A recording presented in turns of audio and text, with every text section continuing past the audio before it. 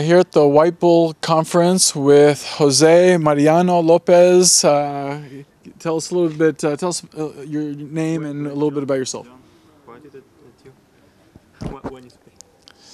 So shall I look at the camera or you? I never remember which one. But when he's looking at me, can you kind of move around a little bit so you can? So looking at you, it's all right.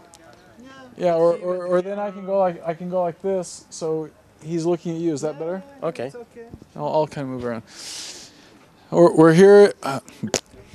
Okay. We're here at White Bull Conference, and we have Jose with us. Jose, tell us your name and your company and what you're doing here. My name is Jose Mariano Lopez, and I'm an entrepreneur from Barcelona, and we are developing zero emissions near space flight, affordable and really safe. And what exactly are you doing? I mean, space flight. Say more. Well, we understand by near space flight, flying over controlled airspace, so above where all planes go, about twice as high as Concorde, but below where orbital satellites stay. In that altitude, you get to see the Earth as a shining blue ball in front of a very dark background with some stars during the day.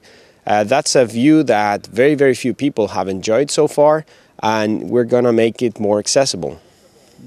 And is this something that's competing with Richard Branson's, was it Galactica? Well, I wouldn't say that way. It's a different product. Each product has its market.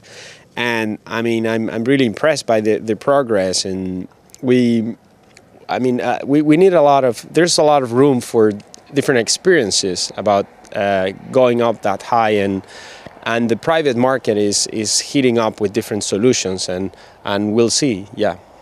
And so your solution is eco-friendly, is that right? That's one of the advantages, because basically we're just taking a helium balloon to leave the capsule at the right altitude, and so there's no sort of emissions of anything involved. It's just helium, which is a noble gas, and the craft itself is electric, and all the systems are electric, so we can get that from renewable sources. So there's really no environmental impact at all, not even sound. So this is a hot air balloon. Well, it's hot, but it's not air, it's helium. It changes your voice when you breathe it. Yeah. And how many kilometers up is it going to go? We plan to go to 36 kilometers high. Our test flights so far have only gone to 33, but not going much higher than 36, because it just makes it more complex and the view is just as good. And is it an enclosed capsule? Of course, it's a short-sleeve environment where you can be very comfortable, pressurized, and heated at the right temperature. So just like a normal aircraft cabin. And how many people are going to be able to go up in this craft?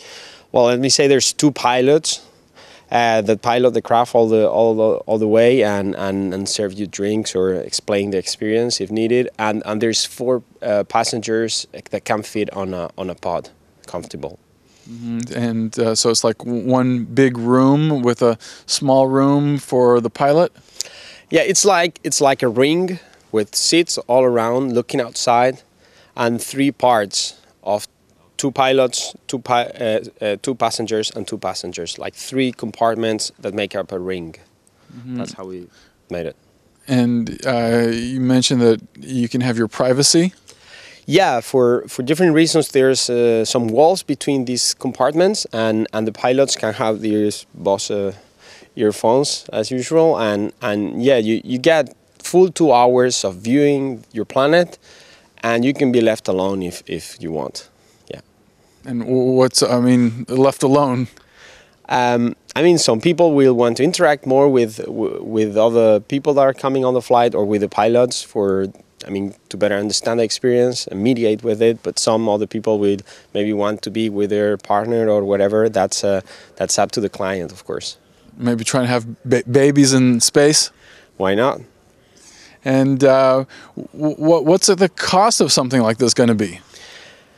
Well, we think we can make it for 110,000 euros per person, the flight. That the whole experience up there lasts for a few hours. We think it's pretty good value for money when you look at the current market offerings. So up to 4 people, so it's going to be about 440,000 for the 4 people. Yeah. Per flight. Yeah, that's. What if two people want to go alone? Well, we can make them a special price for that. We haven't still figured out with the travel agents how we want to do that, because there's a little less weight, and you may get it for, say, 400 or something. Yeah. So you're going to be distributing this through travel agents? We are in touch with very high quality travel agents and travel designers from different places, from Moscow to Texas or Brazil, and they seem to love it, and they're waiting for us to do a first human flight to send us customers. Yeah. And when will that first human flight be? If all goes to schedule and we close the round of finance that we are involved right now in, we could get that rolling by late next year. So the first commercial flight will be late next year? No, that will be the first human flight, but not necessarily the first commercial. It will be a first, you do a series of steps in certification. It will be the first experimental flight, but that's a big milestone to build confidence with the agents, definitely. And what kind of safety requirements? I mean, is this something safe compared to, say, other forms of space flight? Absolutely. The main source of risk on a traditional flight like the near space flight would be a problem with the rocket, which they are usually catastrophic. The next one, and of course there's no rocket, so nothing like that can happen. The next one is the high-speed re-entry, okay? And sometimes things break up because of the stresses and the heat in the high-speed re-entry. We got none of those. Then you get into things like cabin depressurization, which is a risk, of course, and we take all measures to concentrate on that. But those are risks that you also find in private small jets and are much more comparable to what we're used to doing in normal life. Yeah. So you're saying it's much safer than your competitors. I'm saying I wouldn't call it comparative. It's much safer than riding a rocket. Yeah. Mm-hmm. It's eco-friendly. Yep. Compared to your competitors. Well, I wouldn't say that. I don't have any data on their eco-friendliness of other solutions. I wouldn't say that. I'm just saying that our solution is eco-friendly. Mm-hmm. And your cost compared to the other costs? I think we can keep it lower. Yeah. I don't have the cost details of all the solutions, but it's not hard to understand that just some lifting gas, and it's going to be cheaper than many tons of exotic propellants. Mm-hmm. And how much money are you trying to raise right now? Right now, for this first human flight, we need 4, and we've commitments for. We're almost halfway through that. So 1 or 2 could be enough.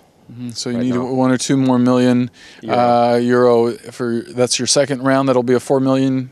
No, the next one.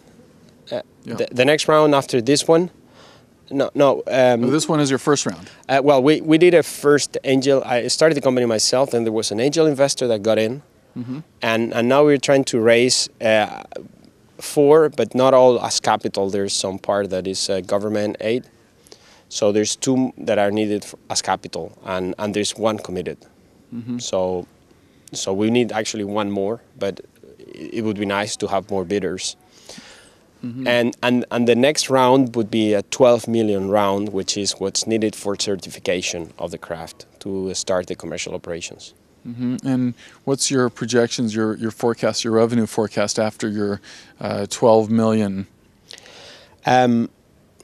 After taxes and everything, in 2015 we could be making 17 or 18 million clean.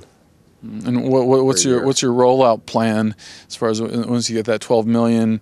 Where are you going to be flying out of, and what are you going to do with that cash? We started to fly probably from Spain, but that has to be decided with the local authorities, because I think it's a very attractive thing to have in your region, and that has to be taken into account.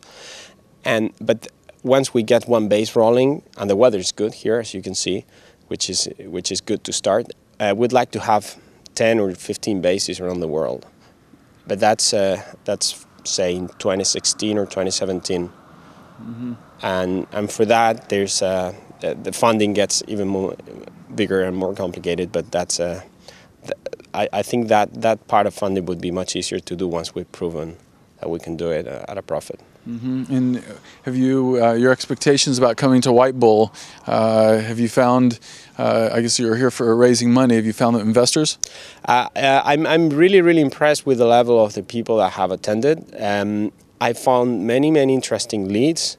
This is not the traditional space for VCs at all, mm-hmm. but it is for some angels, and sometimes they have double hats or they know people, and I think it's been a really worthwhile 3 days here.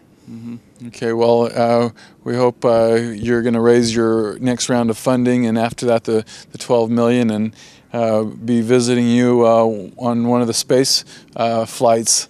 It sounds really exciting. Yeah, it'd be fun. Yeah, congratulations. Yeah, Thank you.